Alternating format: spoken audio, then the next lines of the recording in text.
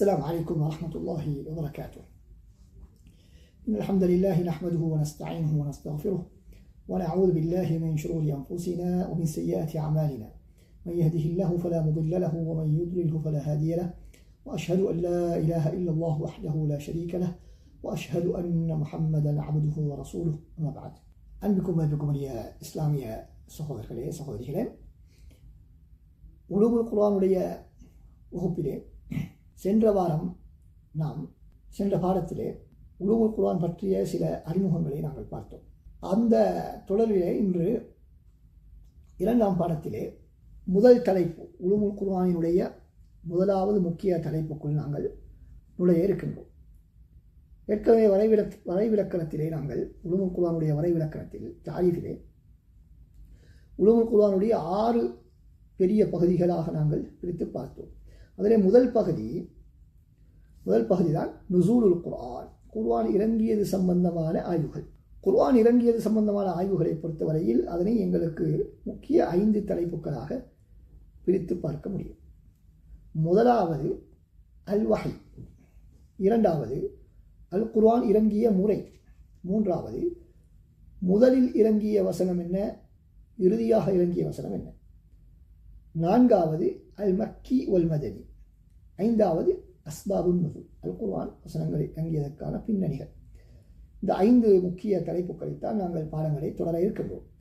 இன்றைய வகுப்பிலே நாங்கள் முதலாவது வஹி என்று சொன்னால் என்ன என்பதை நாங்கள் பார்ப்போம். வஹி என்று சொன்னால் மொழி ரீதியாக அதனுடைய கருத்து என்னவென்று பார்க்கும்பொழுது பொதுவாக பல அறிஞர்களும் சொல்லக்கூடிய கருத்துக்களை தொகுத்து பார்த்தால், ஒரு தகவலை, ஒரு செய்தியை மறைமுகமான முறையில் கொண்டு சேர்த்தது. இன்னும் சில அறிஞர்களுடைய கருத்துப்படி மறைவாகவும் விரைவாகவும் ஒரு செய்தியை கொண்டு போய் சேர்ப்பதற்கு சொல்லப்படும். நாங்கள் இங்கு பார்ப்பது எது? அல்லாஹு தஆலா வஹி அறிவிப்பது என்று சொன்னால் என்ன? அல்லாஹு தஆலா தனது படைப்பினங்களில் பலருக்கும் வஹி அறிவித்திருக்கின்றார். அல் குர்ஆனில் பல வசனங்களிலே பல்வேறு ஆட்களுக்கு, பல்வேறு படைப்பினங்களுக்கு அவர் கொடுத்த வஹியை பற்றி பல வசனங்கள் பேசுகின்றன. அந்த வசனங்களை எல்லாம் தொகுத்து பார்த்தால் அதை 2 பிரிவாக நாங்கள் பிரிக்க முடியும். முதலாவது நபிமார்கள் அல்லாதவர்களுக்கு கொடுக்கப்பட்ட வஹி, நபிமார்களுக்கு விசேடமாக கொடுக்கப்பட்ட வஹி. அதற்கு நபிமார்கள் அல்லாதவர்களுக்கு வஹி கொடுக்கப்படுவது என்று சிலருக்கு ஒரு கேள்வி வரலாம். நபிமார்களுக்கு வஹி கொடுப்பது மாத்திரம்தான் எங்களுக்கு தெரிந்து விடயம், அதற்கு நபிமார்கள் அல்லாதவர்களுக்கு கொடுக்கப்படக்கூடிய வஹி என்று கேட்டால், நாங்கள் ஏற்கனவே சொன்ன வஹி என்பது மறைமுகமாக சில செய்திகளை கொடுப்பது. அதற்கும் நாங்கள் வஹி என்ற வார்த்தை அரபு மொழியிலே பயன்படுத்தப்படும். எனவே அந்த கருத்திலே நபிமார்கள் அல்லாதவர்களுக்கு வழங்கப்பட்ட வஹியை பற்றித்தான் அது சொல்கிறது. அதற்கான உதாரணம் என்ன? முதலாவது மனிதர்களுக்கு அல்லாஹு தஆலா ஏற்படுத்தக்கூடிய உள்ளுணர்வுகள். உதாரணமாக அல்லாஹு தஆலா சூரா கஸஸ் 7வது வசனத்திலே வஅவ்ஹைனா இலா உம்மி மூஸா அன் அர்தஇ, நாம் மூஸா அலைஹிஸ்ஸலாம் அவர்களின் தாய்க்கு இந்த குழந்தைக்கு பாலூட்டுங்கள் என்று வஹி அறிவித்தோம் என்று அல்லாஹ் தஆலா சொல்கிறார். ஏதாவது ஒரு மலக்கை அனுப்பி அங்கு அல்லாஹ் தஆலா வஹி அறிவித்தாரா என்று பார்த்தால் அப்படி சொல்ல முடியாது. அதற்கும் வாய்ப்பு இருக்கிறது, ஆனால் அப்படி சொல்வது சிரமமானது. அறிஞர்கள் பலரும் என்ன சொல்கிறார்கள்? அல்லாஹ் தஆலா ஒரு உள்ளுணர்வை ஏற்படுத்தினார். ஃபைதா கிஃப்தி அலைஹி, அவர் மீது நீங்கள் பயந்தால், ஃபிரௌனுடைய ஆட்கள் அவரை கொன்று விடுவார்கள் என்று பயந்தால் அவரை நீங்கள் நதியிலே விட்டு விடுங்கள் என்று நாம் வஹி அறிவித்தோம் என்பதுதான் இந்த வசனத்தினுடைய தொடர். அதே போல வைதா உஹைது இலல் ஹவாரியீன அன் ஆமினூ பி ரசூலி, சூரா மாயிதாவுடைய 111வது வசனத்திலே நாம் ஹவாரியீன்கள், அதாவது ஈசா அலைஹிஸ்ஸலாம் அவர்களுடைய சீடர்களுக்கு நாங்கள் அறிவித்தோம், என்னையும் எனது ரசூலையும் கொண்டு நீங்கள் ஈமான் கொள்ளுங்கள் என்று நாங்கள் வஹியை அறிவித்தோம் என்று அல்லாஹ் தஆலா சொல்கிறார். அதுவும் அவருடைய உள்ளுணர்வை பற்றி தான் பேசுகிறது என்பதாக அறிஞர்கள் சொல்கிறார்கள். அடுத்ததாக நபிமார்கள் அல்லாதவர்களுக்கு கொடுக்கப்பட்ட வஹியிலே ஒரு பகுதிதான் மலக்குமார்களுக்கு அருளப்படக்கூடிய வஹி. பத்ருடைய யுத்தத்தை அல்லாஹு தஆலா அதை பற்றி சொல்லும்போது சொல்கிறான், இது யூஹி ரப்புக இலல் மலாயிகா, அல்லாஹு தஆலா மலக்குமார்களுக்கு வஹி அறிவித்தான், செய்தியை கொடுத்தான். என்ன? அன்னி மஅக்கும், நான் உங்களோடு இருக்கின்றேன். ஃபஸப்பித்துல்லதீன ஆமனூ, நம்பிக்கை கொண்ட ஈமான் கொண்டவர்களை நீங்கள் உறுதிப்படுத்துங்கள் என்று மலக்குமார்களுக்கு நாங்கள் வகை அறிவித்தோம். அப்படி என்றால் அவர்களுக்கு அல்லாஹ் தஆலா நேரடியாக அவர்களுக்கு தகவலை கொடுப்பது. மூன்றாவது, இந்த ஏனைய மனிதர்கள் மலக்குமார்கள் அல்லாத ஆறறிவு கொடுக்கப்படாத படைப்பினங்களுக்கு வழங்கப்படக்கூடிய வகை. என்ன வகை அது? அல்லாஹ் தஆலா குர்ஆனில் சொல்கிறான், நஹல், அதாவது தேனியை பற்றி சொல்லும் பொழுது, தேனிக்கு நாம் அல்லாஹ் தஆலா வகை அறிவித்தால், உங்களுடைய இறைவன் தேனிக்கு இவ்வாறு நீங்கள் வசிப்பதற்கான இடங்களை எடுத்துக்கொள்ளுங்கள் என்று அல்லாஹ் தஆலா சொன்ன அந்த செய்தியை அல்லாஹ் தஆலா சொல்கிறான். அவுஹா ரப்புக இலன் நஹ்லி, உங்களுடைய இறைவன் தேனிக்கு வகை அறிவித்தார். அதே போல வஅவுஹா ஃபீ குல்லி ஸமாஇன் அம்ரஹா, ஒவ்வொரு வானத்துக்கும் அதனுடைய அது என்ன செய்ய வேண்டும் என்பதை அல்லாஹ் தஆலா வகை அறிவித்தார். அதே போல எங்களுக்கு சூரத்து ஸல்ஸலா 5வது வசனத்தில் அல்லாஹ் தஆலா சொல்கிறார், இதா ஸுல்ஸிலத்தில் அர்து ஸில்ஸாலஹா வஅக்ரஜத்தில் அர்து அஸ்காலஹா வகால அல் இன்சானு மா லஹா யௌமஇதின் துஹத்திஸு அக்பாரஹா பிஅன்ன ரப்பக அவ்ஹா லஹா. இந்த பூமி என்ன நடுங்குகின்றது என்று மறுமை நாளையிலே பூமி அதிர்ச்சி ஏற்படக்கூடிய இடத்திலே, மனிதன் கேட்கக்கூடிய நேரத்திலே, அந்த பூமி யௌமஇதின் துஹத்திஸு அக்பாரஹா, அதனுடைய செய்திகளை அது சொல்லும். சொல்லிவிட்டு ஏன் பிறகு அது எதற்காக நான் சொல்கிறேன் என்று சொல்லும் பொழுது, பிஅன்ன ரப்பக அவ்ஹா லஹா, உம்முடைய இறைவன் அதற்கு வகை அறிவித்ததாக அது சொல்லும் என்று அல்லாஹ் தஆலா சொல்கிறான். எனவே பூமிக்கு அல்லாஹ் தஆலா வகை அறிவிக்கிறான், வானத்துக்கு அறிவிக்கின்றான். அதே போல தேனிகளுக்கு, இவைகள் எல்லாம் என்ன உள்ளுணர்வுகள் என்ற கருத்திலே பயன்படுத்தப்படுகிறது. அல்லது அந்த கட்டளைகளை அந்த பூமிக்கு வானத்துக்கு அல்லாஹ் தஆலா ஒரு வகையிலே கொடுக்கின்றான் என்ற கருத்துக்களை உடையது. அடுத்ததாக நபிமார்களுக்கு வழங்கப்படக்கூடிய வகை, அதனுடைய வரைவிலக்கணம் என்ன என்று கேட்டால், ஏற்கனவே நபிமார்கள் அல்லாதவர்களுக்கு வழங்கப்படக்கூடிய வகையினுடைய அர்த்தம் நாங்கள் பார்த்தோம். அது உள்ளுணர்வு, பெரும்பாலும் உள்ளுணர்வாக இருக்கும். இல்லாவிட்டால் மலக்குமார்களுக்கு அல்லாஹ் தஆலா அருளக்கூடிய வகை. நபிமார்களுக்கு அருளக்கூடிய வகை என்ன, அதனுடைய ஸ்பெஷல் தன்மை என்ன அப்படி என்றால், இஅலாமுல்லாஹி லிநபிய்யின் மின் அன்பியாஇஹி பினுபுவத்திஹி, அல்லாஹ் தஆலா தனது நபிமார்களில் ஒருவருக்கு அவர் நபி என்ற தகவலை அறிவிப்பது. இது முதலாவது வரைவிலக்கணத்தின் பகுதி. வரைவிலக்கணத்தின் முதலாவது பகுதி வகை என்பதனுடைய நபிமார்களுக்கு வகை அறிவித்தல் என்பதன் வரைவிலக்கணத்தின் முதலாவது பகுதி. ஒரு நபிமார்களில் ஒரு நபிமாருக்கு அவர் நபி என்ற தகவலை அல்லாஹ் தஆலா அறிவிப்பது முதலாவது விஷயம். வமா யத்பஉஹா மின் அவாமிர வ நவாஹின் வ அக்பார். அதே போல அவருடைய நபித்துவத்தை அறிவித்ததன் பின்னால் அதை தொடர்ந்து வரக்கூடிய கட்டளைகள், ஏவல்கள், விலக்கல்கள், தகவல்கள், பிகைஃபியத்தின் முஅய்யனா, இவற்றை அல்லாஹ் தஆலா அவர்களுக்கு அறிவிப்பது பிகைஃபியத்தின் முஅய்யனத்தின், குறிப்பிட்ட ஒரு முறையிலே, குறிப்பிட்ட ஒரு விதத்திலே அல்லாஹ் சுப்ஹானஹு வ தஆலா யாராவது ஒரு நபிக்கு நுபுவத்தை, அவருடைய நுபுவத்துடைய செய்தியையும் நபி என்ற செய்தியையும் அதை தொடர்ந்து வரக்கூடிய ஏவல்கள், விலக்கல்கள், தகவல்கள் ஆகியவற்றை அறிவித்துக் கொடுப்பதுதான் இந்த வகை. குர்ஆனிலே பல இடங்களில், குர்ஆன் ஹதீஸிலும் பல இடங்களிலே இந்த வகை பற்றி அல்லாஹ் தஆலா சொல்லியிருக்கிறார். இந்த வகை எப்படி வரும், என்னென்ன வகையான முறையிலே நபிமார்களுக்கு வகை வரும் என்ற செய்திகள் சொல்லப்பட்டிருக்கின்றன. சூரத்து ஷூரா 51வது வசனத்தில் அல்லாஹ் தஆலா அவற்றையெல்லாம் ஒன்றாக ஒரே இடத்திலே குறிப்பிடுகின்றார். வமா கான லிபஷரின் அன் யுகல்லிமஹு அல்லாஹு இல்லா வஹ்யா, அல்லாஹ் தஆலா மனிதர்களோடு பேசுவது கிடையாது, மனிதர்கள் யாரோடும் அல்லாஹ் தஆலா பேசுவது கிடையாது 3 முறைகளிலே தவிர. வமா கான லிபஷரின் அன் யுகல்லிமஹு அல்லாஹ், எந்த ஒரு மனிதரோடும் அல்லாஹ் தஆலா பேச மாட்டான். இல்லா வஹ்யன், வஹி மூலமாக, அவ் மின் வராஇ ஹிஜாப், அல்லது திரைக்கு பின்னாலிருந்து, அல்லது அவ் யுர்சில ரசூலன், அல்லது ஒரு தூதரை அனுப்பி, ஃபயூஹிய பிஇذنஹி மா யஷா, தான் விரும்பக்கூடியதை அவனுடைய உத்தரவு பிரகாரம் அவர் எடுத்துச் சொல்வார். அந்த மலக்கு வஹியாக அறிவிப்பார்.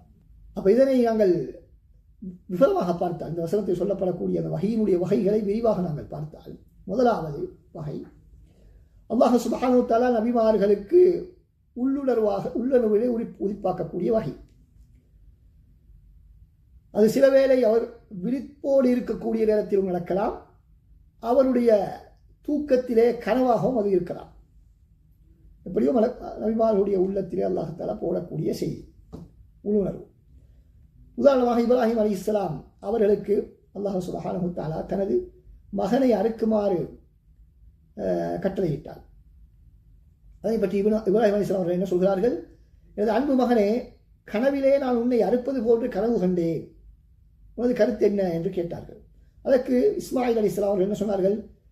எனது அன்பு தந்தையே, உங்களுக்கு சொல்லப்பட்ட கட்டளையை நீங்கள் நிறைவேற்றுங்கள், நான் பொறுமையாக இருப்பதை நீங்கள் கண்டுகொள்வீர்கள் என்று சொன்னார்.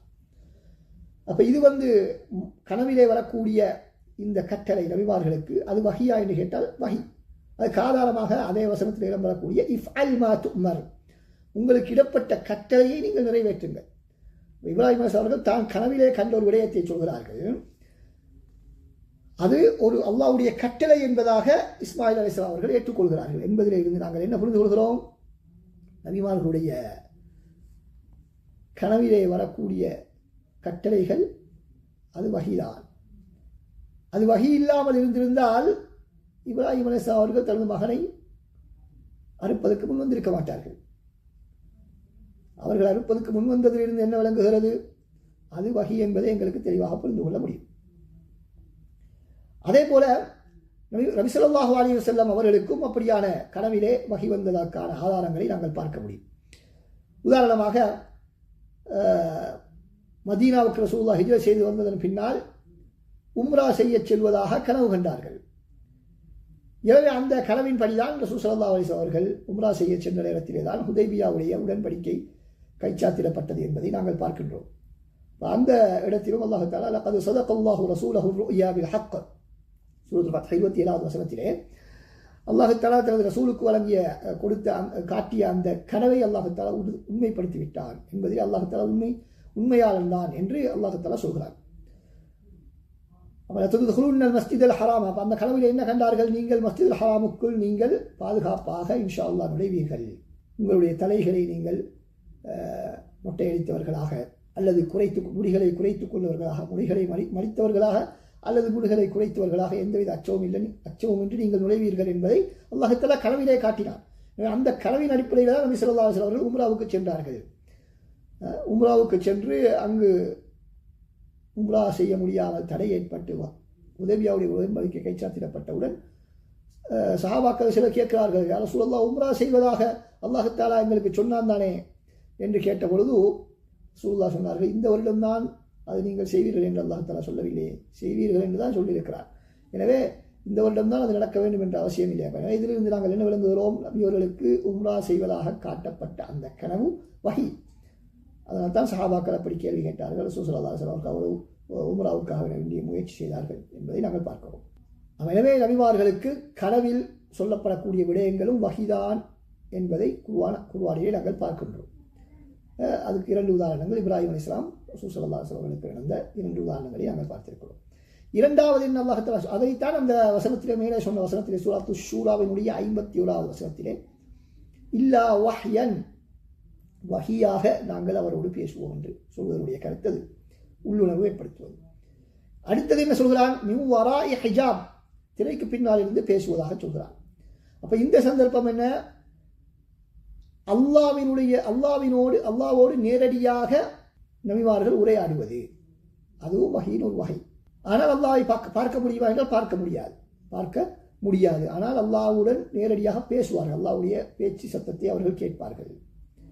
இது மூசா அலைஹிஸ்ஸலாம் அவர்களுக்கு 2 சந்தர்ப்பத்தில் நடந்திருக்கிறது. ஒன்று அவருடைய நபித்துவத்தின் ஆரம்பத்திலே, அடுத்ததாக தௌராத்தை பெறுவதற்காக சென்ற சந்தர்ப்பத்திலே, தூர்சீனாவுக்கு சென்ற சந்தர்ப்பத்திலே அது நடைபெற்றிருக்கிறது. அல்லாஹ் தஆலா சூரத் ஆராஃப் 143வது வசனத்தில் வலம்மா ஜாஅ மூஸா லிமீகாத்தினா வகல்லமஹு ரப்புஹு, அல்லாஹ் தஆலா கொடுத்த அந்த உரிய நேரத்திற்கு மூஸா அலைஹிஸ்ஸலாம் அவர்கள் வந்த பொழுது அல்லாஹ் தஆலா அவரோடு அல்லாஹ் தஆலா பேசினான் என்று திட்ட தெளிவாக அல்லாஹ் தஆலா சொல்கிறார். அதேபோல வகல்லம அல்லாஹு மூஸா தக்லீமா, மூஸா உடன் அல்லாஹ் தஆலா நேரடியாக பேசினான் என்று அந்த வசனம் எங்களுக்கு சொல்கிறது. அதே போல நபி ஸல்லல்லாஹு அலைஹி வஸல்லம் அவர்களோடு அல்லாஹ் தஆலா எப்பொழுது பேசினான்? மிஅராஜுடைய சந்தர்ப்பத்தில். எங்களுக்கு தெரியும், 5 நேர தொழுகை கொடுக்கப்பட்ட அந்த சந்தர்ப்பத்திலே அல்லாஹ் தஆலா இடத்திலே இருந்து அந்த தொழுகையினுடைய கட்டளையை, 5 நேர தொழுகையினுடைய கட்டளையை நபி அவர்கள் அல்லாஹ்விடத்திலிருந்து நேரடியாக பெற்றார்கள். நேரடியாக வேறு யாருடைய துணையுமின்றி நேரடியாக பெற்றார்கள். எனவே இது அல்லாஹ் தஆலா நபிமார்களுடன் நேரடியாக பேசுவது. மூன்றாவது, யாராவது ஒரு மலக்குமாரை தூதராக அனுப்பி அல்லாஹ் தஆலா பேசுவது. பெரும்பாலும் ஜிப்ரீல் அலைஹிஸ்ஸலாம் அவர்கள் தான் அந்த பணியிலே ஈடுபடுவார்கள். அதுவும் குறிப்பாக அந்த நபிக்கு சொல்லப்படக்கூடியது நுபுவத்து ஷரீஅத்து சம்பந்தமான அவருடைய நபித்துவத்தை வழங்குவது, ஒருவருக்கு நபித்துவத்தை வழங்குவது அல்லது அவருக்கு ஒரு மார்க்க சட்டத்திட்டங்களை கொடுப்பதாக இருந்தால் அந்த இடத்திலே ஜிப்ரீல் அலைஹிஸ்ஸலாம் அவர்கள் மூலமாகத்தான் அந்த வேலை நடைபெறும், அந்த பணி நடைபெறும். வேறு மலக்குமார்களை அனுப்பியும் அல்லாஹ் தஆலா சில தகவல்களை நபிமார்களுக்கு வழங்குவான். பல ஆதாரங்களில் நாங்கள் அதை பார்க்க முடியும். வஹீயினுடைய வகைகளில் இந்த வகைதான், யாராவது ஒரு மலக்கை அனுப்பி தகவலை கொடுக்கக்கூடிய இந்த முறைதான் அதிகமாக இடம்பெறக்கூடிய வகை. எனவே இதைத்தான் நாங்களும் இந்த உலூமுல் குர்ஆனிலே படிக்கிறோம். ஏன் நாம் உலூமுல் குர்ஆனிலே வகையை பற்றி படிப்பதற்கான காரணம் என்ன? குர்ஆன் வகையின் மூலமாகத்தான் எங்களுக்கு கிடைக்கப்பட்டிருக்கிறது. எனவே தான் நாங்கள் உலூமுல் குர்ஆனிலே வகையை பற்றி படிக்கிறோம். எனவே இந்த வகையான வகைதான் எங்களுக்கு முக்கியமான பகுதி. எனவே இது எப்படி நடைபெறும் என்பதை நாங்கள் இப்பொழுது பார்ப்போம். ஜிப்ரீல் மூலமாக வரக்கூடிய அந்த வகை எப்படி இருக்கும் என்று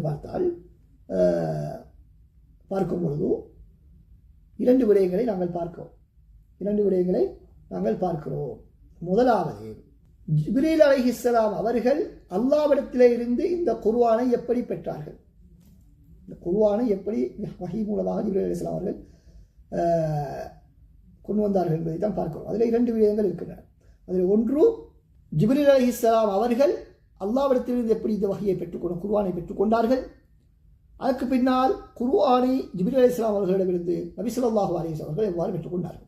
முதலாவது, ஜிப்ரீல் அலைஹிஸ்ஸலாம் அவர்கள் எவ்வாறு பெற்றுக்கொண்டார்கள் என்று நாங்கள் பார்க்கும் பொழுது, அல்லாஹ் சுப்ஹானஹு தஆலா மலக்குமார்களுடன் உரையாடக்கூடிய விடயம் அல் குர்ஆனிலே குறிப்பிடப்பட்டிருக்கிறது. உதாரணமாக ஆதம் அலைஹிஸ்ஸலாம் அவர்களை படைக்கக்கூடிய நேரத்திலே அல்லாஹ் தஆலாவுக்கும் மலக்குமார்களுக்கும் நடந்த உரையாடல் எங்களுக்கு தெரிந்த விடயம். ஒய்து கால ரப்புக லில் மலாயிகதி, உங்களுடைய இறைவன் மலக்குமார்களை பார்த்து சொன்னான், இன்னி ஜாயிலுன் ஃபில் அர்தி ஹலீஃபா, நான் இந்த பூமியிலே ஒரு பிரதிநிதியை படைக்கப் போகிறேன், ஒரு சந்ததியை படைக்கப் போகிறேன் என்று சொன்னவுடன் மலக்குமார்கள் கேட்டார்கள், அதிலே குழப்பத்தை ஏற்படுத்தி பிரச்சனை பண்ணக்கூடியவர்களை நீ உருவாக்கப் போகிறாயா என்று அவர்கள் கேட்டார்கள். எனவே இது அல்லாஹ்வுக்கும் மலக்குமார்களுக்கும் நடைபெற்ற உரையாடல். எனவே நேரடியாக அல்லாஹ் தஆலா மலக்குமார்களுடன் பேசுவதற்கான ஆதாரம் தான் இது. அடுத்ததாக, மலக்குமார்களுக்கு வஹி அறிவிப்பதாகவும் அல்லாஹ் தஆலா சொல்கிறார். ஏற்கனவே நாங்கள் பார்த்தோம், மலக்குமார்களுக்கு அல்லாஹ் தஆலா அந்த பத்ருடைய யுத்தத்தினுடைய சமயத்திலே உங்களோடு நான் இருக்கிறேன் என்று உங்களது இறைவன் மலக்குமார்களுக்கு வஹி அறிவித்தான் என்று வரக்கூடிய வசனங்களை நாங்கள் பார்க்கிறோம்.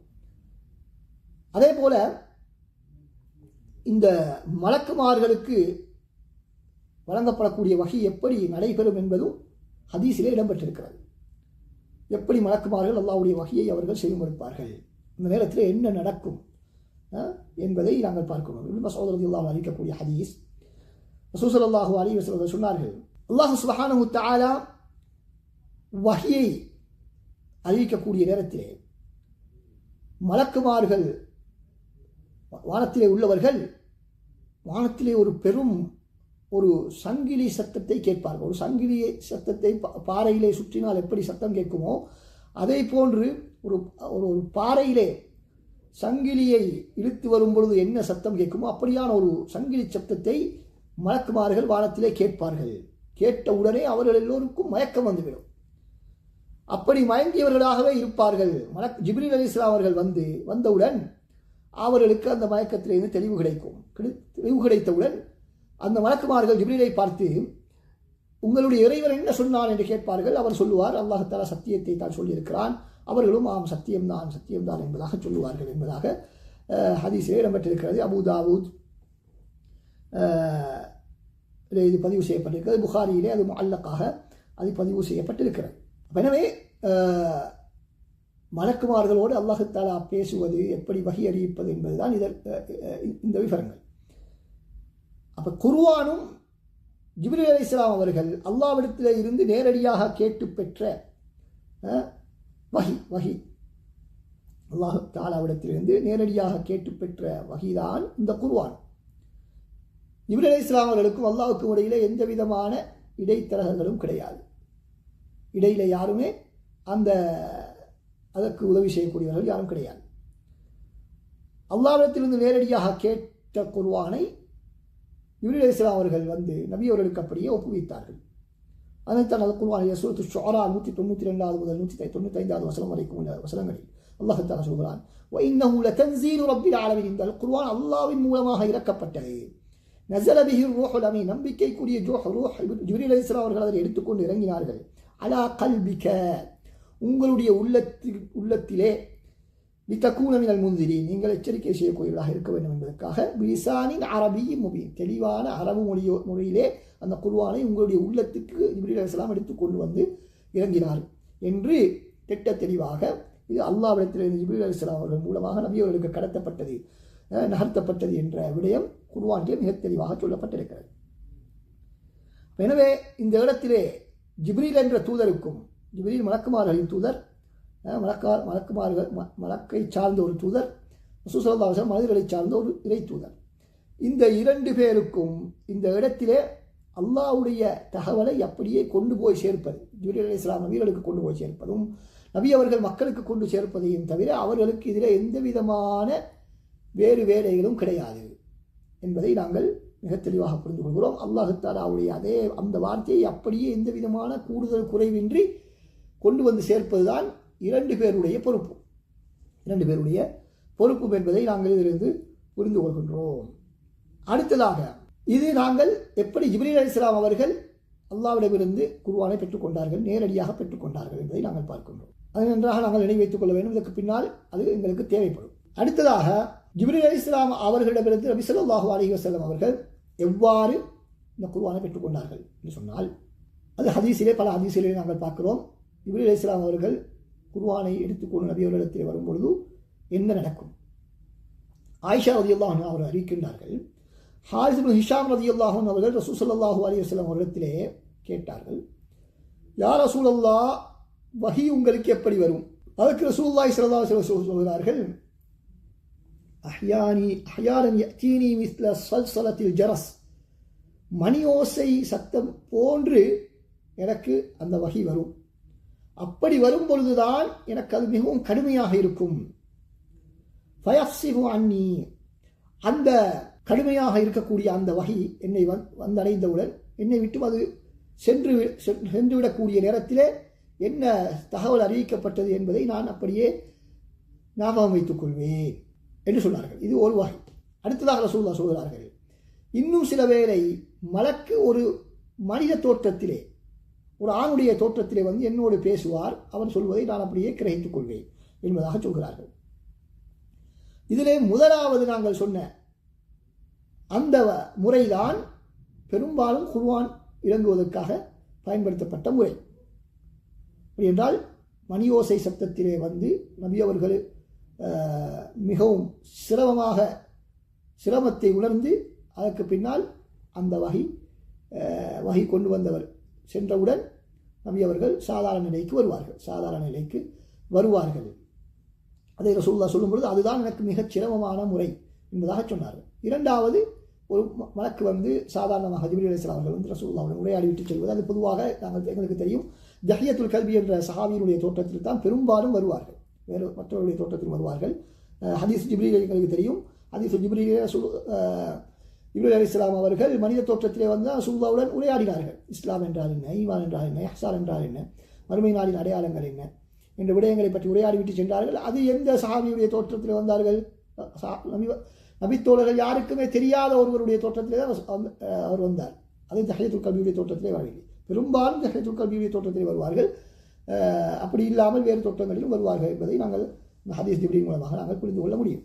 அப்போ எனவே இந்த முதல் முறை மணியோசை வடிவிலே நபி அவர்கள் மீது உள்ளத்திலே இறங்கிவிட்டு செல்லக்கூடிய ஜிப்ரீல் அலைஹிஸ்ஸலாம் அவருடைய அந்த முறைதான் பெரும்பாலும் குர்ஆன் இறங்குவதற்கு பயன்படுத்தப்பட்ட முறை. அதைத்தான் நாங்கள் ஏற்கனவே சொன்ன சூரத்து ஷுஆராவுடைய வசனம், இன்னஹு லதன்ஸீலு ரப்பில் ஆலமீன் நஸல பிஹி ரூஹுல் அமீன் அலா கல்பிக லிதகூன மினல் முன்ஸிரீன் என்ற வசனங்கள் அதைத்தான் எங்களுக்கு காட்டுகின்றன. ஜிப்ரீல் அலைஹிஸ்ஸலாம் அவர்கள் நபியுடைய உள்ளத்திலே இறங்குவார்கள், உள்ளத்திலே கொண்டு வந்து போடுவார்கள் என்ற அந்த வசனத்துக்கேற்ப இந்த விளக்கம் அமைந்திருக்கிறது. நபி ஸல்லல்லாஹு அலைஹி வஸல்லம் அந்த விளக்கம் அமைந்திருக்கிறது. ஏனென்றால் சாதாரண தோற்றத்தில் வந்து பேசுவது அப்படி வார்த்தையிலே சொல்ல முடியாது, அந்த வார்த்தையிலே சொல்ல முடியாது. உங்களுடைய உள்ளத்திலே இவர்கள் அவர்கள் இறங்கினார் என்று சொல்ல முடியாது. சஹாபாக்கள் ரசூல் ஸல்லல்லாஹு அலைஹி வஸல்லம் அவர்களுக்கு வஹி இறங்கும் பொழுது நபி அவர்கள் எதிர்கொள்ளக்கூடிய அந்த சிரமத்தை நேரடியாக அவதானித்திருக்கிறார்கள். உபாத் இப்னு ஸாமித் ரலியல்லாஹு அன்ஹு அவர்கள் சொல்கிறார்கள், நபி ஸல்லல்லாஹு அலைஹி வஸல்லம் அவர்களுக்கு வஹி இறங்கினால் அவர்கள் மிகவும் சிரமப்படுவார்கள். அவருடைய முகத்திலே ஒரு மாற்றம் ஏற்படும் என்பதாக சொல்கிறார்கள். ஆயிஷா ரலியல்லாஹு அன்ஹா அவர்கள் அவர்களுடைய அந்த இட்டுக்கட்டப்பட்ட அவதூறு சொல்லப்பட்ட சம்பவத்திலே அவர்கள் நிரபராதி என்று வஹி வந்த சந்தர்ப்பத்தை சொல்லும் பொழுது சொல்கிறார்கள், நபி அவர்கள் அப்படி என்னோடு உரையாடி கொண்டிருக்கும் பொழுது திடீரென்று பொதுவாக நபி அவர்களுக்கு வஹி வரும் பொழுது ஏற்படக்கூடிய அந்த வெப்பம் அதிகமாகியது. நபி அவர்களுக்கு காய்ச்சல் போன்ற ஒரு நிலை ஏற்படும் பொதுவாக. அதைத்தான் ஆயிஷா ரலியல்லாஹு அன்ஹா சொல்கிறார்கள், வஹி இறங்கும் பொழுது வளமையாக வரக்கூடிய நபியவர்களுக்கு ஏற்படக்கூடிய அந்த காய்ச்சல் போன்ற அந்த நிலைமை ஏற்பட்டது. கடுமையான குளிர்காலத்தில் கூட வியர்வை துளிகள் நபியவர்களுடைய மேனியிலே இருந்து வடியும் என்பதாக சொல்கிறார்கள். கடுமையான குளிர்காலத்திலே கூட வியர்வை துளிகள் வடியும் அளவுக்கு நபியவர்கள் என்ன மிகப்பெரிய ஒரு சிரமத்தை உணரக்கூடிய ஒரு சந்தர்ப்பம் தான் இந்த வஹி வரக்கூடிய சந்தர்ப்பம். ஏன் அப்படி வருகிறது? மின் சிக்கலில் கோவிலில்லதி உன்சில அலைஹி ஆயிஷா ரலியல்லாஹு அன்ஹா சொல்கிறார்கள், அவர்களுக்கு இறக்கப்படக்கூடிய அந்த வஹீனுடைய கடம் பாரம் அதன் காரணமாகத்தான் அவ்வளவு சிரமப்படுகிறார்கள். சுப்ஹானல்லாஹ். இதிலிருந்து நாங்கள் பெறக்கூடிய முக்கியமான படிப்பினை என்ன? நபி ஸல்லல்லாஹு அலைஹி வஸல்லம் அவர்கள் எங்களுக்கு இந்த வஹியை மிகவும் இலகுவாக கொண்டு வந்து சேர்க்கவில்லை. நபியவருடைய அந்த தூது பணி என்பது ஒரு சாதாரண ஒரு பணி அல்ல, மாற்றமாக மிக பாரிய ஒரு பணி. ஒவ்வொரு முறையும் வஹி இறங்கக்கூடிய இடத்திலே அனுபவிக்கக்கூடிய அந்த சிரமம் என்பது மிக சாதாரண ஒரு விஷயம் அல்ல. இன்னும் சில சஹாபிகள் அறிவிக்கிறார்கள், சஹாபாக்கள் ரசூலுல்லாவுடைய எனது காலிலே பட்டு கொண்டிருக்கும், அல்லது ரசூலுல்லாஹ் ஒட்டகத்திலே சென்று கொண்டிருக்கக்கூடிய நேரத்திலே வஹி வரும். அப்படி வந்தால் எனது கால் முறிவது போன்ற உணர்வு எனக்கு ஏற்படும். அந்த ஒட்டகம் கூட செல்ல முடியாமல் அப்படியே அமர்ந்துவிடும். சுப்ஹானல்லாஹ். ஒட்டகத்துக்கு கூட அந்த பாரத்தை தாங்க முடியாவிட்டால் நபி அவர்கள் எப்படி தாங்கி இருப்பார்கள்? அல்லாஹ் சுப்ஹானல்லாஹ். ரசூலுல்லாஹ் ஸல்லல்லாஹு அலைஹி வஸல்லம் அவர்கள் இந்த உம்மத்துக்காக எவ்வளவு கஷ்டப்பட்டிருக்கிறார்கள் என்பதை நாங்கள் இதிலிருந்து புரிந்து கொள்கிறோம். அன்பார்ந்த சகோதரர்களே, அடுத்ததாக நாங்கள் இந்த குர்ஆன் இறக்கப்பட்ட முறை எப்படி வஹி ரசூலுல்லாஹ்வுக்கு வருகிறது என்பதை நாங்கள் பார்த்தோம். இப்பொழுது குர்ஆன் இறக்கப்பட்ட முறையை நாங்கள் பார்க்கக்கூடிய நேரத்திலே ரமதான் மாதத்திலே தான் இந்த அல் குர்ஆன் இறங்கியது என்பது எங்கள் எல்லோருக்கும் தெரிந்து விடும். சூரத்துல் பக்ராவுடைய 185வது வசனத்தின் அடிப்படையிலே அல்லாஹ் தஆலா சொல்கிறான், ஷஹ்ரு ரமதான் மாதத்திலே உன்சில ஃபீஹில் குர்ஆன் இறக்கப்பட்டது, ஹுதல் லின்னாஸ் மக்களுக்கு நேர்வழி காட்டுவதற்காகவும் இறக்கப்பட்டது என்பதாக அல்லாஹ் தஆலா சொல்கிறான். அது எப்பொழுது இறக்கப்பட்டது? ரமதான் மாதத்திலே லைலத்துல் கத்ரிலே இறக்கப்பட்டது. இன்னா அன்ஸல்னாஹு ஃபீ லைலத்துல் கத்ர், அதனை நாங்கள் லைலத்துல் கத்ரிலே இறக்கிறோம் என்று அல்லாஹ் தஆலா சொல்கிறான். அதே போல இன்னா அன்ஸல்னாஹு ஃபீ லைலத்தின் முபாரக்கா, அதை நாங்கள் பரக்கத்து மிக்க ஒரு இரவிலே நாங்கள் இறக்கினோம், ஆசீர்வதிக்கப்பட்ட ஒரு இரவிலே நாங்கள் இறக்கினோம் என்று அல்லாஹ் தஆலா சூரத்துல் துஹானுடைய 3வது வசனத்திலே சொல்கிறான். அப்துல்லா பின் அப்பாஸ் ரலியல்லாஹு அன்ஹு அவர்கள் இந்த வசனத்துக்கு சொல்லக்கூடிய விளக்கம் மிகவும் கவனிக்கத்தக்க ஒரு விளக்கம். என்னவென்று சொன்னால், அவர்கள் சொல்கிறார்கள், இந்த லைலத்துல் கத்ரிலே இறக்கப்பட்டது முழு குர்ஆனும் கீழ்வானத்துக்கு இறக்கப்பட்டதைத்தான் சொல்லப்படுகிறது. அதற்கு பின்னால் ஒவ்வொரு சந்தர்ப்பத்துக்கு ஏற்ப அல் குர்ஆன் இறங்கிக் கொண்டிருந்தது. அதைத்தான் சூரத்துல் ஃபுர்கானில் அல்லாஹ் தஆலா 32வது வசனத்திலே சொல்கிறான், வகால அல்லதீன கஃபரு லௌலா நுஸ்ஸில ஹாதல் குர்ஆன் லௌலா நுஸ்ஸில அலைஹில் குர்ஆன் ஜும்லத்தன் வாஹிதா, காஃபிர்கள் சொன்னார்கள், இந்த குர்ஆன் ஒரேடியாக இறக்கப்பட்டிருக்க கூடாதா என்று காஃபிர்கள் சொன்னார்கள். அதற்கு அல்லாஹ் தஆலா என்ன சொல்கிறான், கதாலிக்க, இல்லை, நாங்கள் இவ்வாறு கொஞ்சம் கொஞ்சமாக சந்தர்ப்பத்துக்கு ஏற்றவாறு நாங்கள் இறக்குவதற்கு காரணம் நுஸப்பித பிஹி ஃபுஆதக, உங்களுடைய உள்ளத்தை நாங்கள் உறுதிப்படுத்துவதற்காக என்று அல்லாஹ் தஆலா சொல்கிறான். எனவே இதிலிருந்து என்ன விளங்குகிறது? நாங்கள் குர்ஆனை ஃபரக்னாஹு என்று அல்லாஹ் தஆலா சூரா பனி இஸ்ராயீலில் சொல்கிறான். குர்ஆனை நாங்கள் பிரித்து கொஞ்சம் கொஞ்சமாக நாங்கள் இறக்கினோம். அதே போல வனஸ்ஸல்னாஹு தன்ஸீலா என்ற வசனத்துக்கும் அறிஞர்கள் என்ன சொல்கிறார்கள்? அன்சல என்று சொன்னால் முழுமையாக இறக்கியது. உன்சில ஃபீஹில் குர்ஆன், அன்சல்னாஹு ஃபீ லைலத்தில் கத்ர், அன்சல்னாஹு ஃபீ லைலத்தின் முபாரகா, இதெல்லாம் மொத்தமாக இறக்கியதை குறிக்கிறது. அன்சல என்ற வார்த்தை மொத்தமாக இறக்குவதை குறிக்கும். நஸ்ஸல என்று சொன்னால் கொஞ்சம் கொஞ்சமாக இறக்குவதை குறிக்கும். வனஸ்ஸல்னாஹு தன்சீலா என்று அல்லாஹ் தஆலா சொல்கிறான். இந்த வசனத்திலிருந்து கொஞ்சம் கொஞ்சமாக குர்ஆன் இறக்கப்பட்டது என்பதை அறிஞர்கள் சுட்டிக்காட்டுகிறார்கள். எனவே இந்த சூரத்துல் ஃபுர்கானில் நாங்கள் சொன்ன அந்த வசனம், குர்ஆன் ஏனைய வேதங்கள் முழு மொத்தமாகவும் அல் குர்ஆன் கொஞ்சம் கொஞ்சமாகவும் இறங்கியது என்பதற்கான மிக தெளிவான ஒரு ஆதாரம். அதே நேரத்தில் குர்ஆனுடைய சிறப்பம்சம் என்ன? ஒரே அடியாகவும் இறங்கி இருக்கிறது. இப்னு அப்பாஸ் ரலியல்லாஹு சொன்ன அந்த கருத்தின் அடிப்படையில் கீழ்வானத்துக்கு ஒரே அடியாக இறக்கப்பட்டது என்பதாக சொல்கிறார்கள். கீழ்வானத்துக்கு ஒரே அடியாக இறக்கப்பட்டதாக சொல்கிறார்கள். எனவே இந்த இடத்திலே நாங்கள் இப்னு அப்பாஸ் ரலியல்லாஹுடைய அறிவிப்பின்படி அல் குர்ஆன் இரண்டு முறையிலே இறங்கி இருக்கிறது என்பதை புரிந்து கொள்கின்றோம். இரண்டு முறையிலே இறங்கி இருக்கின்றது என்பதை புரிந்து கொள்கின்றோம். முதலாவது அதுக்கு சொல்வார்கள் நுசூலுன் ஜும்லி, மொத்தமாக இறங்கியது. நுசூலுன் முஃபர்ரக், கொஞ்சம் கொஞ்சமாக இறங்கியது. மொத்தமாக இறங்கியது என்பதற்கான ஆதாரம்தான் இன்னா அன்ஸல்னாஹு ஃபீ லைலத்தில் கத்ர் என்ற வசனத்துக்கு இப்னு அப்பாஸ் ரலியல்லாஹு அன்ஹு வேறே சொன்ன விளக்கம். லைலத்துல் கத்ருடைய இரவிலே கீழ்வானத்துக்கு முழு குர்ஆனும் இறக்கப்பட்டது. அப்போ இதனை இப்னு அப்பாஸ் ரலியல்லாஹு அன்ஹு அவர்கள் சொல்கிறார்கள். நபி அவர்கள் சொன்னதாக அவர்கள் சொல்லவில்லை. அப்போ இதை நாங்கள் ஆதாரமாக கொள்ள முடியுமா என்று கேட்டால், ஆதாரமாக எடுத்து குர்ஆன் இரண்டு சந்தர்ப்பங்கள் இறங்கி இருக்கிறது, மொத்தமாகவும் இறங்கி இருக்கிறது, கொஞ்சம் கொஞ்சமாகவும் இறங்கி இருக்கிறது என்ற கருத்துக்கு நாங்கள் வர முடியுமா, முடிவுக்கு வர முடியுமா என்றால் நாம் வர முடியும். ஏன்? இந்த தகவல் ஒரு மறைவான தகவல், கைபோடு சம்பந்தப்பட்ட மறைவான தகவல். இப்னு அப்பாஸ் ரலியல்லாஹு அவர்கள் தனது சொந்த கருத்தின் பிரகாரம், ஆய்வின் பிரகாரம் சொல்ல முடியுமான கருத்தல்ல. கீழ்வானத்துக்கு முழு குர்ஆன் இறங்கியது என்பதை ஒரு மனிதன் ஆய்வு செய்து சொல்ல முடியுமா? முடியாது. அப்படி என்றால் நபி அவர்களிடத்திலிருந்து கேட்டுதான் அவர்கள் சொல்லியிருக்கிறார்கள். எனவே இது ஒரு விஷயம், இது நபி அவர்களிடத்திலிருந்து சொல்லியிருக்கிறார்கள். அதை மேலும் உறுதிப்படுத்தக்கூடியது என்ன? அவர்களுக்கு மாற்றமாக அதுக்கு மாற்றமான கருத்தை யாரும் சொல்லவில்லை. இது பிழையான கருத்து என்று யாருமே சொல்லவில்லை. அதனை பிழை என்று யாரும் சொல்லவில்லை. யாரும் அதனை எதிர்க்கவும் இல்லை. சஹாபாக்கள் யாருமே அதற்கு மாற்று கருத்து சொல்லவில்லை. அதே போல இது வேதக்காரரிடத்திலிருந்து கேட்டு சொல்லியிருக்க முடியுமா என்றால் அதுவும் முடியாது. ஏன்? இது அந்த வேதக்காரரோடு சம்பந்தப்பட்ட ஒரு செய்தி அல்ல. யூத கிறிஸ்தவர்கள் சம்பந்தப்பட்ட அந்த நபிமார்களை பற்றியோ அவருடைய சமூகங்களை பற்றியோ அவங்களுடைய காலத்தை பற்றிய செய்தி ஒன்று அல்ல. மாற்றமாக இஸ்லாமிய செய்தி, ரசூலுல்லாஹ்வுடைய குர்ஆனோடு சம்பந்தப்பட்ட ஒரு செய்தி. எனவே இது ஒரு மறைவான செய்தி. இப்னு அப்பாஸ் தனது சொந்த கருத்து பிரகாரம் சொல்ல முடியாது. இரண்டாவது, அவருக்கு மாற்றமான மாற்று கருத்து யாரும் சொல்லவில்லை. மூன்றாவது, இது வேதக்காரர்களிடத்தில் கேட்டு சொல்வதற்கும் வாய்ப்பில்லாத ஒரு விடை.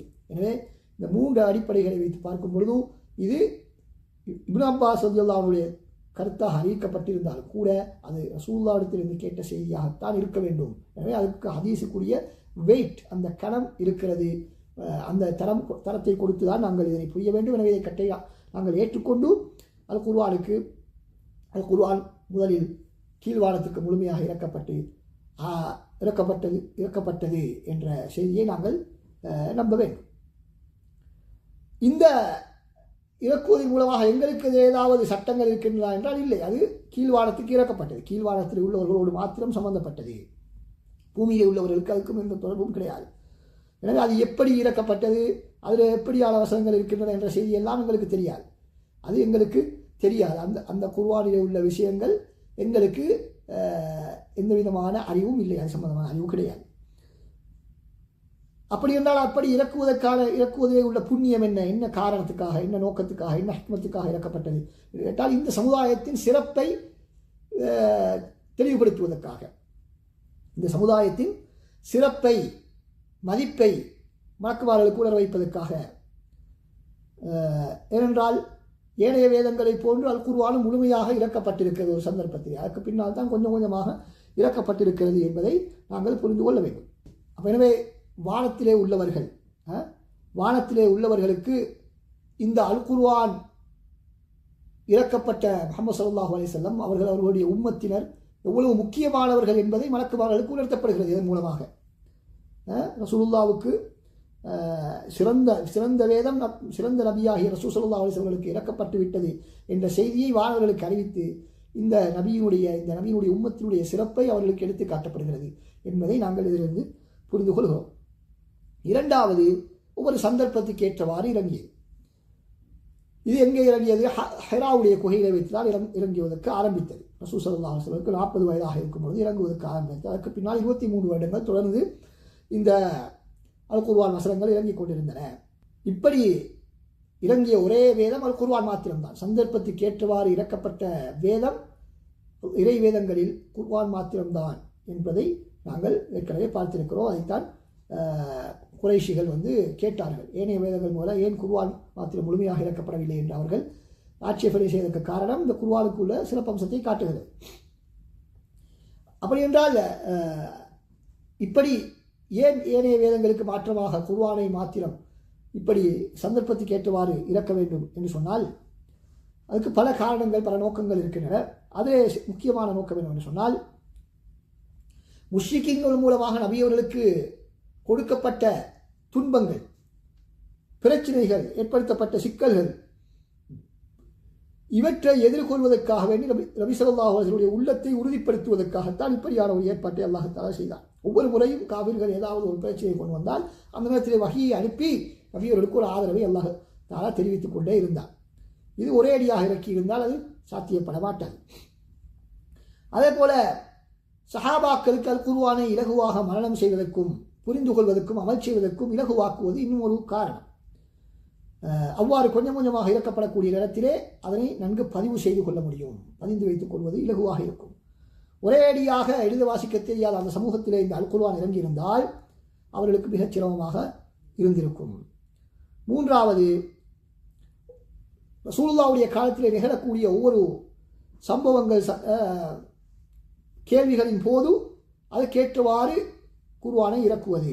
ஏதாவது ஒரு கேள்விக்கு பதிலாக, ஏதாவது ஒரு பிரச்சனைக்கு தீர்வாக, ஒரு பிழை நடந்தால் அதனை சுட்டி காட்டுவதற்காக, அல்லது ஒரு விவரத்தை ஒரு பிரச்சனையிலே விவரத்தை கொடுப்பதற்காக, ஒரு சந்தேகத்துக்கு தெளிவு வழங்குவதற்காக, இப்படி பல காரணங்களுக்காக அல் குர்ஆனை அல்லாஹ் தஆலா இறக்குவது இன்னும் ஒரு நோக்கம். இதற்குத்தான் நாங்கள் அஸ்பாபுன் நுசூல் என்பதாக நாங்கள் சொல்லுவோம். அதை நாங்கள் பின்னால் பார்க்க இருக்கிறோம். அடுத்ததாக, சட்டதிட்டங்களிலே படித்தரத்தை கையாள்வது. ஒரே அடியாக எல்லா சட்டத்தையும் இறக்கியிருந்தால் இவற்றையெல்லாம் எப்படி பின்பற்றுவது என்று பார்த்து மக்கள் மலைத்து போய் பயந்து போய் இந்த மார்க்கத்தை எங்களால் பின்பற்ற முடியாது என்று பின்வாங்கியிருப்பார்கள். எனவேதான் கொஞ்சம் கொஞ்சமாக சட்டத்தை அவர்களுக்கு பயிற்சி அளித்து ஈமான் அதிகரிக்க அந்த சட்டத்திட்டங்களில் மாற்றத்தை ஏற்படுத்தி கொண்டு அல்லாஹ் தஆலா வசனங்களை காலத்துக்கு காலம் இறக்கிக் கொண்டிருந்தார். அதுதான் கொஞ்சம் கொஞ்சமாக நாங்கள் மக்களை வழிப்படுத்துவதுதான் அவர்கள் ஏற்றுக்கொள்வதற்கு இலகுவாக இருக்கும். அதனால் தான் ஆயிஷா ரலியல்லாஹு அன்ஹா அவர்கள் சொல்கிறார்கள், குர்ஆனிலே முதலாவது இறங்கியது என்னவென்று சொன்னால் சுவனம் நரகத்தை பற்றி பேசக்கூடிய சிறு சிறு சூறாக்களைத்தான் அல்லாஹ் தஆலா இறக்கினான். மக்கள் நன்றாக இஸ்லாத்தை புரிந்து கொண்ட பொழுது ஹலால் ஹராமுடைய விடயங்கள் இறங்கின. முதலிலேயே ஆரம்பத்திலேயே மதுபானத்தை நீங்கள் அருந்த வேண்டாம் என்ற வசனங்கள் இறங்கியிருந்தால் நாங்கள் இதனை ஒரு நாள் விட்டுக் கொடுக்க மாட்டோம் என்று சொல்லியிருப்பார்கள். ஆரம்பத்திலேயே நீங்கள் விபச்சாரத்திலே ஈடுபட வேண்டாம் என்று இறங்கியிருந்தால் நாங்கள் ஒரு நாளும் விபச்சாரத்தை விடவே மாட்டோம் என்று அவர்கள் சொல்லியிருப்பார்கள் என்று ஆயிஷா ரலியல்லாஹு அன்ஹா அவர்கள் சொல்கிறார்கள். அடுத்ததாக, கீழ்வானத்துக்கு இறங்கியது பூமிக்கு ரசூல் ஸல்லல்லாஹு அலைஹி வஸல்லம் அவர்களுக்கு ஹிரா குகையிலே இறக்கப்பட்டது. இந்த ரெண்டும் ஒரே நேரத்திலே, அதாவது ரமதானிலே லைலத்துல் கத்ரிலே தான் இறங்கியது என்ற கருத்துக்கும் வரலாம். என்ற கருத்தையும் அறிஞர்கள் சொல்லியிருக்கிறார்கள். இரண்டும் ஒரே சந்தர்ப்பத்திலே தான் நடந்தது. கீழ்வானத்துக்கும் இறக்கியதோடு ரசூலுல்லாஹ்வுக்கு ஹிரா குகையிலும் இறக்கப்பட்டது என்பதாகவும் அறிஞர்கள் சொல்லியிருக்கிறார்கள். அடுத்ததாக, இந்த ஒவ்வொரு சந்தர்ப்பத்துக்கு ஏற்ற இரண்டாவது நுசூல் முஃபர்ரக், சந்தர்ப்பத்துக்கு ஏற்ப இறக்கப்பட்ட அந்த முறையிலே ஒவ்வொரு முறையும் எப்படி வசனங்கள் இறங்கும், வசனங்கள் இறங்கிய அளவு என்ன என்று நாங்கள் பார்க்கக்கூடிய இடத்திலே இப்னு அப்பாஸ் ரலியல்லாஹு அன்ஹு ஏற்கனவே சொன்ன அந்த ஹதீஸ் கீழ்வானத்துக்கு அல் குர்ஆன் முழுமையாக இறக்கப்பட்டது. அதற்கு பின்னால் பூமியை நோக்கி கொஞ்சம் கொஞ்சமாக இறக்கப்பட்டது. எப்படி 3 ஆயத்துகளாக 5 ஆயத்துகளாக அதைவிட கூட குறைய என்று ஒவ்வொரு மாதிரி ஒவ்வொரு முறையிலே பல்வேறு எண்ணிக்கையை கொண்ட வசனங்கள் பல்வேறு அளவிலும் இறங்கியிருக்கின்றன என்பதை இப்னு அப்பாஸ் ரலியல்லாஹு சொல்கிறார்கள். அதுக்கு ஆதாரமாக பலா உக்ஸிமு பிமவாகிஇன் நுஜூம் என்ற வசனத்தை அவர்கள் சூரா வாக்கியாவுடைய 25வது வசனத்தை அவர்கள் குறிப்பிடுகிறார்கள். இமாம் சுயூதி ரஹ்மத்துல்லாஹ் அவர்கள் சொல்கிறார்கள், ஆதாரபூர்வமான ஹதீஸ்களில் இருந்து நாங்கள் ஆய்வு செய்து பார்க்கக்கூடிய நேரத்திலே அல் குர்ஆன் காலத்துக்கேற்ப தேவைக்கு ஏற்ப 5 ஆயத்துகளாக 10 ஆயத்துகளாக அதைவிட கூட குறைய என்று இறங்கி இருக்கிறது. எங்களுக்கு தெரியும் கிஸ்ஸத்துல் இஃப்க் ஆயிஷா நாயிக்கு அவதூறு சொல்லப்பட்ட அந்த சம்பவத்திலே அவர்கள் நிரபராதி என்று நிரூபித்து இறங்கிய வசனங்கள் சூரத்துல் மூமினுடைய 10 வசனங்கள் இறங்கின. அது ஒரே அடியாக இறங்கிய வசனம். அதே போல கைரு உலி தரரி என்ற ஒரு வார்த்தை மாத்திரம் ஒரு வசனத்தில் ஒரு வசனத்தில் சூரத்துல் நிசாவுடைய 95வது வசனத்தில் கைரு உலி தரரி என்ற வார்த்தை மாத்திரம் இறங்கிய ஒரு சந்தர்ப்பமும் இருக்கிறது. எனவே ஒரு வசனத்தின் ஒரு பகுதி கூட சில வேளை தனியாக இறங்கியதும் இருக்கிறது, 10 வசனங்கள் இறங்கியதும் இருக்கிறது. அதே போல சில சூறாக்கள் முழுமையாக இறங்கிய சந்தர்ப்பங்கள் இருக்கிறது. சூரா ஃபாத்திஹா, முஅவ்விதத்தைன், குல் பில் ஃபலக், குல் பின் நாஸ் போன்ற சூறாக்கள், கௌசரத்துல் கௌசர். ஆனால் பெரும்பான்மையான சூறாக்கள் சிறிது சிறிதாகத்தான் இறங்கியது என்பது தெரிந்த விடயம். அப்போ எனவே 23 வருடங்களாக அல் குர்ஆன் இறங்கியது. ரைட். இப்போ இது முக்கியமான ஒரு விடயத்தை நான் ஏற்கனவே சொல்ல வேண்டும், அது தவறிவிட்டது. அதாவது நாங்கள் பார்த்தோம், குர்ஆனை அல்லாஹ் தஆலா கீழ்வானத்துக்கு இறக்கினார் என்பதாக இப்னு அப்பாஸ் ரலியல்லாஹு ஒரு விளக்கம் இருக்கிறது, அறிவிப்பு. அதே போல ஜிப்ரீல் அலைஹிஸ்ஸலாம் அவர்கள் நபியவர்களுக்கு காலத்துக்கு காலம் தேவைக்கேற்ப ஒரு குர்ஆனை எடுத்துக்கொண்டு வந்தார்கள் என்பது ஒரு செய்தியும் இருக்கிறது. 2 முறையில் இறங்கின. அதிலே இன்னமும் சில அறிஞர்கள் முகாத்திபுன் சுலைமான் சொல்லப்படக்கூடிய முதலாவதாக முழுமையான தஃசீரங்களுக்கு வழங்கியார், ஹிஜ்ரி 150 மரணித்தவர். அவர் சொல்கிறார், அவருடைய ஒரு கருத்து என்று சொன்னால், ஒரு வருடத்துக்கு இறங்கக்கூடிய குர்ஆன் வசனங்கள் லைலத்துல் கத்ருடைய இரவிலே இறக்கப்படும். லைலத்துல் கத்ருடைய இரவிலே ஒரு வசனத்துக்குரிய வசனங்கள் இந்த வருஷம் என்னென்ன வசனங்கள் இறங்க வேண்டும் அது கீழ்வானத்துக்கு இறக்கப்படும் என்பதாக நுசூல் சனவி 3வது ஒரு முறையை அவர்கள் சொல்லியிருக்கிறார்கள். எனவே நுசூலுல் ஜும்லி, நுசூலுல் சனவி, நுசூலுல் முஃபர்ரக், நுசூலுல் ஃபர்ரக். அப்போ எனவே அதுக்கு ஆதாரமாக நாங்கள் என்ன செய்யலாம், லைலத்துல் கத்ருடைய இரவிலே அந்த வருடத்துக்குரிய விதிகள் தீர்மானிக்கப்படுகின்றன என்ற வசனத்தின் அடிப்படையிலே அதை நாங்கள் புரிந்து கொள்ள முடியும். அந்த வருடத்துக்குரிய விதிகளிலே இந்த குர்ஆனிலே என்னென்ன இறங்கும் என்பதும் அந்த இரவிலே தீர்மானிக்கப்படுகிறது, அந்த இரவிலே இறக்கப்படுகிறது என்ற விடயத்தை நாங்கள் புரிந்து கொள்ள முடியும். அடுத்ததாக முக்கியமான விடயம் என்னவென்று சொன்னால், சிலர் இந்த அல் குர்ஆனை ஜிப்ரீல் அலைஹிஸ்ஸலாம் அவர்கள் லவ்ஹுல் மஹ்ஃபூதிலே இருந்து எடுத்து வந்தார்கள், அல்லது எழுத்தாளர்கள் மலக்குமார்களில் எழுத்தாளர்களுடைய கையிலே உள்ள அந்த ஏட்டிலே உள்ள அல் குர்ஆனை பார்த்து அவர்கள் எடுத்துக்கொண்டு வந்தார்கள் என்பதாக ஒரு கருத்தை சொல்வார்கள். இமாம் சுயூத்தி போன்றவர்கள் இந்த கருத்தை சொல்லியிருக்கிறார்கள். அதாவது ஜிப்ரீல் அலைஹிஸ்ஸலாம் அவர்கள் அஹ்லு சுன்னாக்களுடைய கருத்து என்ன, சலஃபுகளுடைய அஹ்லு சுன்னாக்களுடைய கருத்து என்னவென்றால், ஜிப்ரீல் அலைஹிஸ்ஸலாம் அவர்கள் நேரடியாக அல்லாஹ்விடமிருந்து அல்லாஹ் தஆலாவிடத்திலிருந்து இந்த வஹீனுடைய குர்ஆனுடைய வார்த்தைகளை கேட்பார்கள். அந்த எழுத்துக்களை அந்த ஓசைகளை அவர்கள் கேட்டு அதை அப்படியே கொண்டு வந்து நபி அவர்களுக்கு சமர்ப்பிப்பார்கள் என்பதுதான் அஹ்லு சுன்னாக்கள் சலஃபுகளுடைய கருத்து. ஆனால் அல்லாஹ்வுடைய பண்புகள் சம்பந்தமான ஏற்பட்ட ஒரு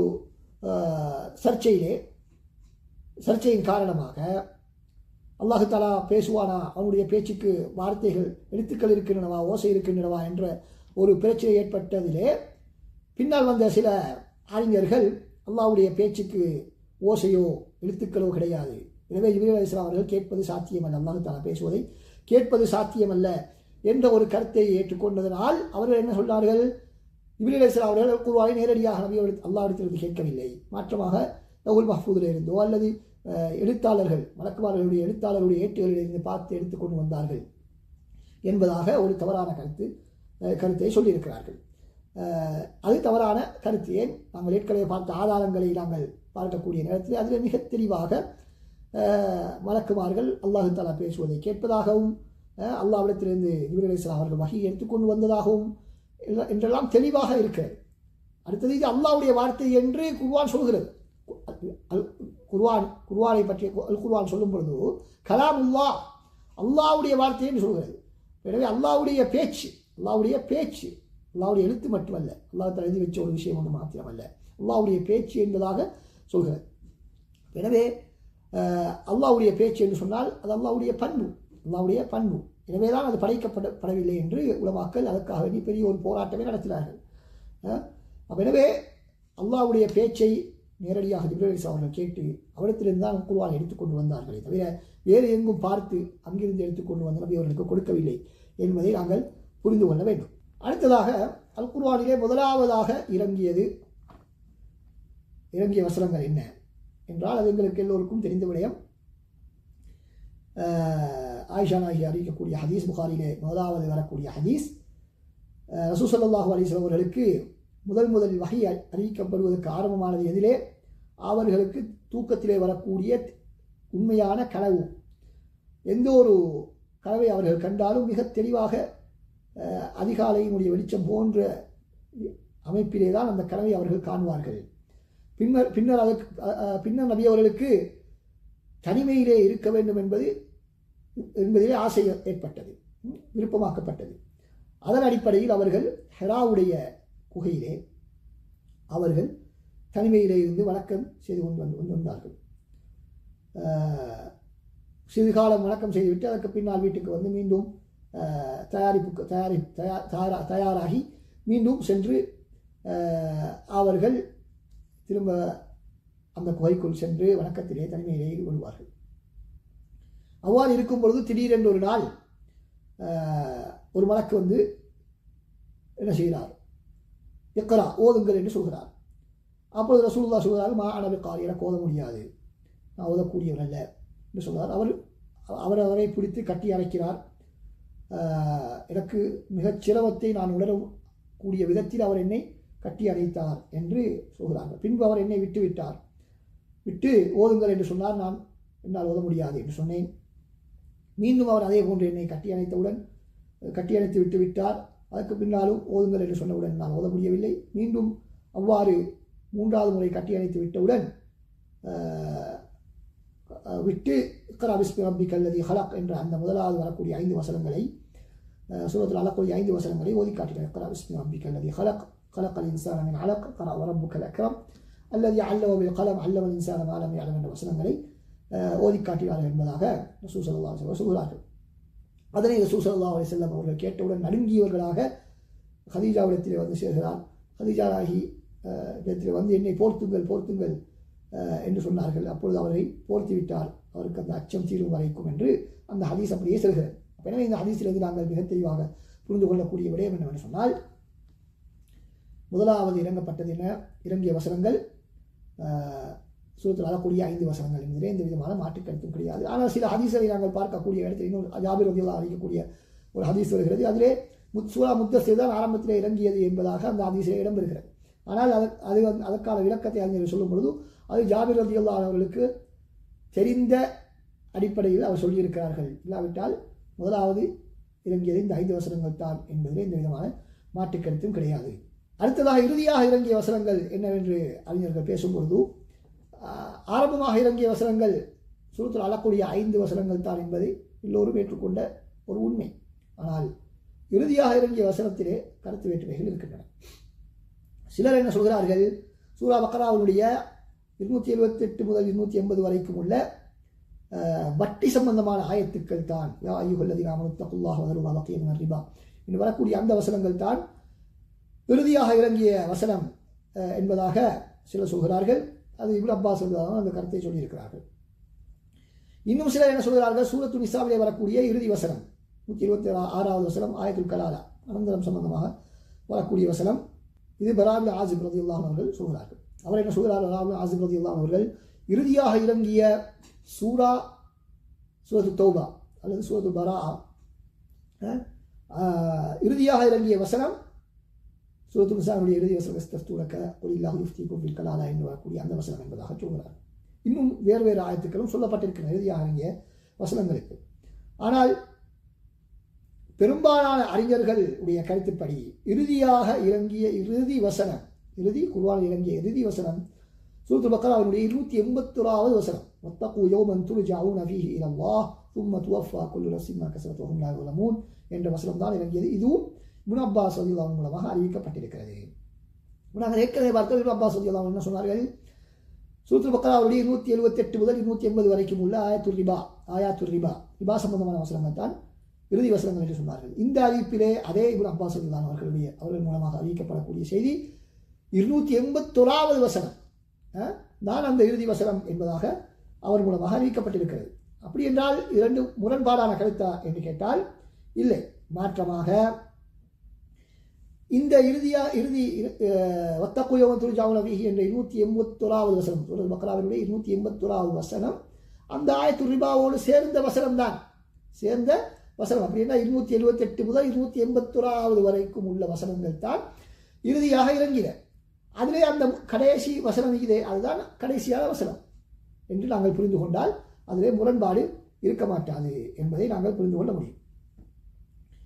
ஆனால் சூரத்துல் நிசாவுடைய இறுதி வசனம் ஆயத்துல் கலாலா என்று சொல்லப்படக்கூடிய அந்த அனந்தர சொத்து சம்பந்தமான அந்த வசனம் இறுதி வசனம் என்று சொல்லப்பட்டிருக்கிறதுக்கான காரணம் என்னவென்று சொன்னால், மவாரிஸ் மீராஸ் அனந்தர சொத்துக்கள் பாகப்பிரிவினை சம்பந்தமான சட்டத்திட்டங்களை பற்றி பேசிய இறுதி வசனம் என்ற அடிப்படையில் அது சொல்லப்பட்டிருக்கிறது.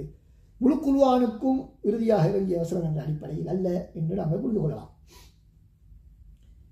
அதே போல இறுதியாக இறங்கிய சூரா என்ன என்பதிலும் கருத்து வேற்றுமை இருக்கிறது.